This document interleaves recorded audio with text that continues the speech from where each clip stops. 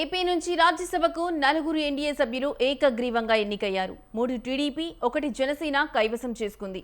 భాష్యం రామకృష్ణ, సానా సతీష్, చింతకాయల విజయ్, లింగమనేని రమేష్ ఏకగ్రీవంగా ఎన్నికైనట్లు ఈసీ అధికారికంగా ప్రకటించింది.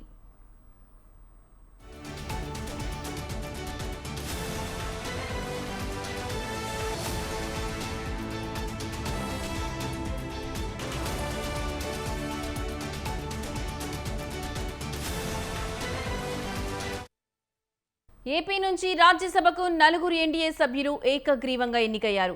3 టీడీపీ, 1 జనసేన కైవసం చేసుకుంది.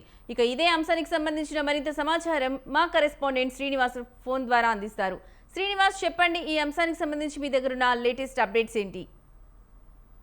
Thank you Lakshmi. కూటమి ఎన్డీఏ ప్రభుత్వం నుంచి నలుగురు రాజ్యసభ సభ్యులు మన కొత్తగా రాజ్యసభకి ఎన్నికయ్యారు. అయితే కూటమి ప్రభుత్వం ఏర్పడిన తర్వాత రాజ్యసభ స్థానాలకు సంబంధించి మొదటగా ఖాళీ అయిన 4 రాజ్యసభ స్థానాల నుంచి కూడా ఎన్డీఏలో నుంచి టీడీపీ, అదేవిధంగా జనసేన నుంచి నలుగురు రాజ్యసభ సభ్యుల్ని మరొకసారి రాజ్యసభకు పంపిస్తున్న నేపథ్యం చూపిస్తున్నాం. టీడీపీ నుంచి 3 రాజ్యసభ సభ్యులు నామినేషన్ అయ్యగా చింతకాల విజయ్, అదేవిధంగా సానా సతీష్, భాష్యం రామకృష్ణ టీడీపీ నుంచి నామినేషన్ సమర్పించారు. నిన్న మంగళవారం నామినేషన్ స్క్రూటినీ కూడా జరిగారు. అయితే నామినేషన్లు అన్ని కూడా క్లియర్ గా ఉన్నాయని చెప్పని ఎన్నికల రిటర్నింగ్ అధికారి కూడా ప్రకటించడం జరిగింది. అయితే అదేవిధంగా జనసేనకు ఇప్పటి వరకు కూడా రాజ్యసభలో ప్రాతినిధ్యం లేని నేపథ్యంలో కూడా ఈ టర్మ్ జనసేన కూడా 1 సీటు కేటాయించడంతో కూడా పూర్తిగా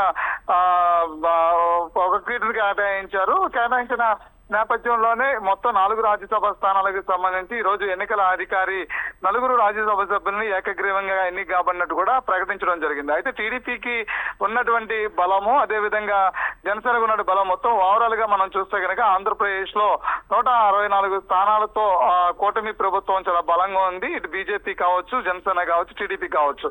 అయితే 4 రాజ్యసభ సభ్యులకు సంబంధించినటువంటి ఏదైతే బల నిరూపణ ఏదైతే ఉందో ఆ బలం పూర్తిగా సరిపోయిన నేపథ్యం చూస్తున్నాం. అయితే 36 మంది ఒక్కొక్క రాజ్యసభ సభ్యుడికి 36 రాజ్యసభ ఎమ్మెల్యేలు మద్దతు నేపథ్యం ఉంది. అయితే ఆ మద్దతు టీడీపీకి, అదేవిధంగా జనసేనకి పూర్తి స్థాయిలో ఉండడం కూడా 4 రాజ్యసభ సభ్యులను ఏకగ్రీవంగా ఎన్నిక చేస్తున్నట్టు కూడా కొద్దిసేపటి కిందటే ఎన్నికల అధికారి ప్రకటించడం జరిగింది. అయితే మరొక ఎన్డీఏ కూటమి నుంచి మరొక 4 రాజ్యసభ సభ్యులు కొత్తగా రాజ్యసభ సభ్యులు నిలబడినట్టు కూడా చెప్పొచ్చు.